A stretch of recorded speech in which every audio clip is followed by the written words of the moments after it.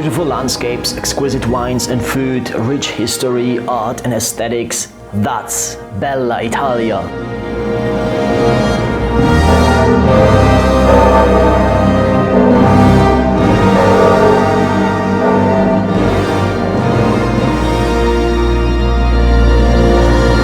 I visited the country of La Dolce Vita. Marcello, come here!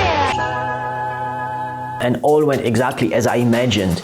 Join me on my solo travel through the northern part of Italy. I will guide you through Bologna, Florence, Pisa and the magnificent coast of Cinque Terre while exploring the advantages of solo travel. Have you ever had doubts about going on a trip alone? What is it that you were afraid of? Do you find it awkward or intimidating to travel solo?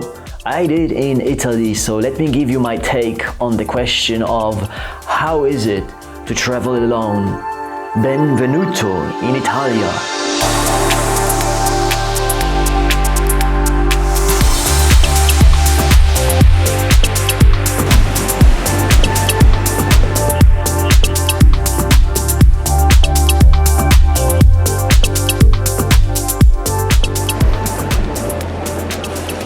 Once I arrived in Bologna, I could already feel the different aesthetics of the country. Bologna is a student city with the oldest university in the Western world, so I guess that's what it's mostly famous for.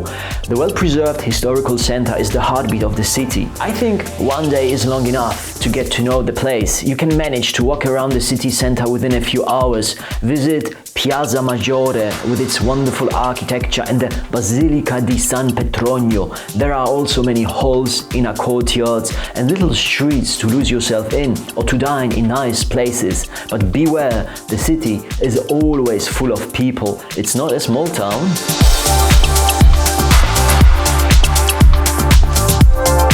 Okay, now, what's the deal about solo travel? I never had a problem traveling alone. In fact, I really enjoyed it in the past and still do in the present.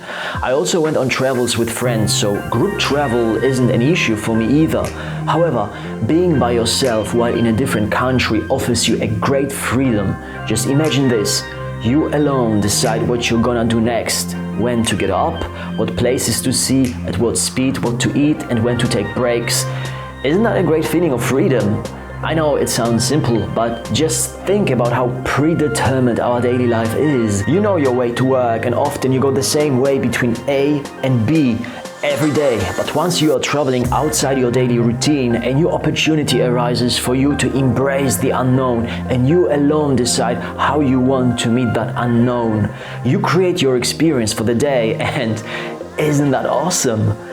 That's what I like about traveling. If you ever had problems seeing solo travel in a positive light, try to view it as an opportunity to experience your full, personal, raw freedom without anyone else's predetermined script.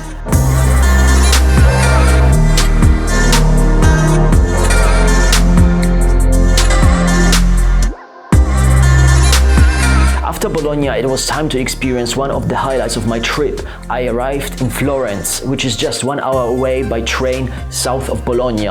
Florence is a city on another level. It was the likely birthplace of Renaissance. That's why it's really interesting for art lovers and admirers of architecture, which I can only call divine. I mean, just look at this. It's out of this world. Only mad geniuses can build something like that.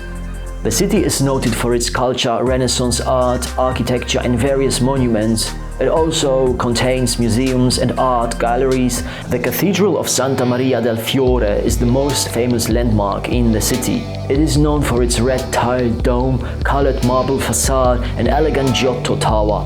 I went up the tower, from which you have a wonderful view of the city. I also managed to enter the cathedral and view the amazing painting on the inside of the dome. At Piazza della Signoria, you'll see another highlight.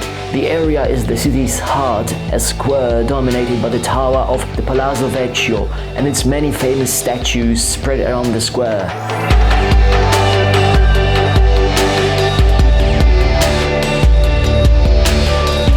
Visit the Ponte Vecchio, a picturesque medieval stone bridge across the river lined with jewelry and souvenir shops. It's definitely a very beautiful and romantic place.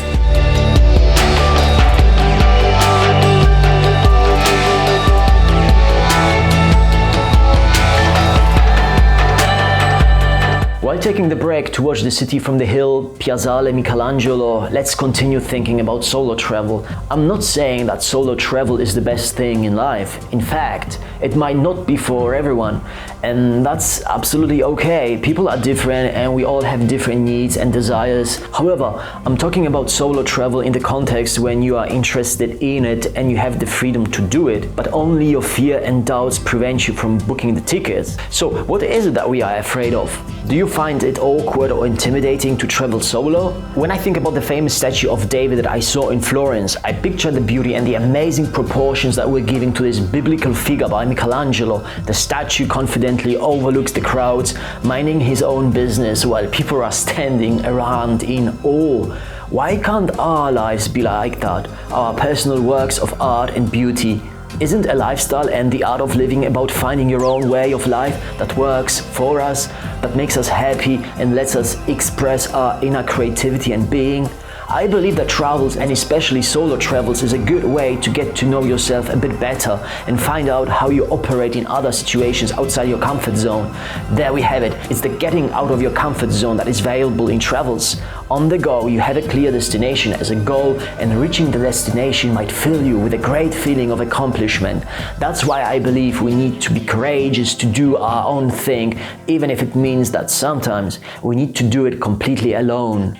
In still loneliness and contemplation, you might discover new personal strength hidden behind your fears, worries, and imaginary dangers.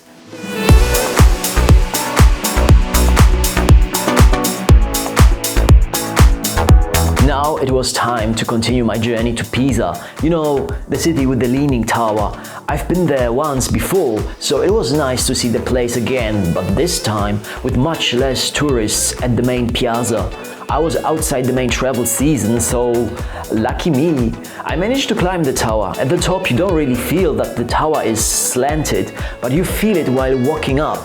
It's just easier to climb the stairs on one side of the tower, and as the stairs go around the hollow inside, the lightness and heaviness of climbing alternate a few times before you reach the top. And once you arrive there, you get an amazing view of this nice little city.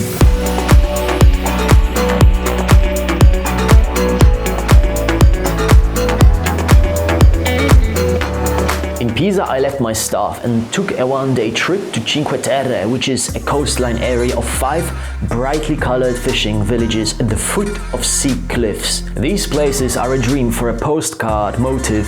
I managed to visit 4 of these villages and it was absolutely worth it. The pictures speak for themselves and I can only imagine their stunning beauty in summer. My favorite village was Manarola, which opens up spaciously towards the sea and offers a spectacular view from the neighboring cliffs. I'll never forget that.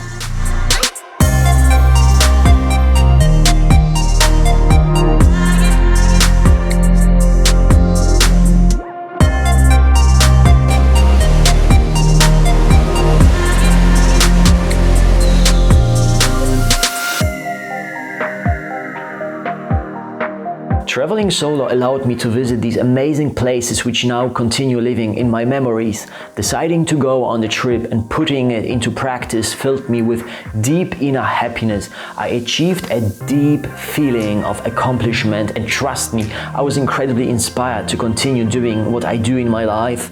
The feeling itself was the goal of the journey. I wouldn't have achieved that if I hadn't gone on the trip that was in the making in my mind for quite a while. Now, think about David. He's a biblical character, a young guy who managed to defeat a giant with a simple sling. The whole story is about a situation where a smaller, weaker opponent faces a much bigger, stronger adversary and defeats him. Shouldn't we face our inner giant opponent, which is our fears and worries, and bravely defeat them by embracing the unknown and being courageous enough to make our decisions as self-determined people?